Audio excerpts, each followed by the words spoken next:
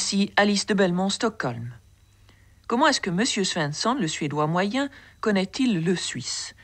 L'enquête terminée, j'en arrive à cette constatation, il en ignore à peu près tout, et d'autant plus dans les échelons les plus bas de la société, où il a été parfois impossible d'avoir une seule réponse aux questions posées, si ce n'est une remarque sur la neutralité et le fromage. Mais plus on s'élève dans la hiérarchie sociale, car il en existe même en Suède, plus on considère le Suisse comme un individu satisfait de lui-même, à pro-gain, mais aussi digne de confiance et travailleur. Il est avant tout horloger, mais en deuxième place, employé de banque ou banquier, et travaille dans la mécanique de précision.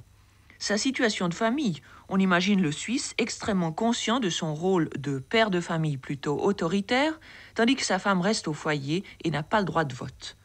On pense qu'en moyenne, il y a 2 enfants par famille.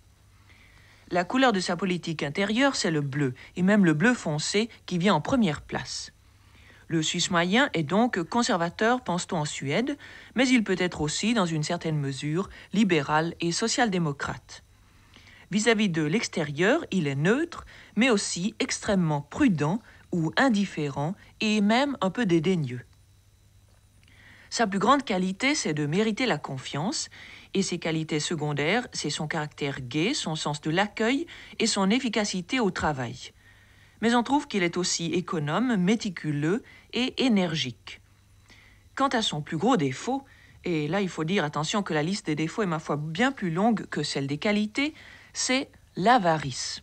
On lui reproche d'être un peu mesquin, petit bourgeois, trop prudent, plein de préjugés et de boire trop.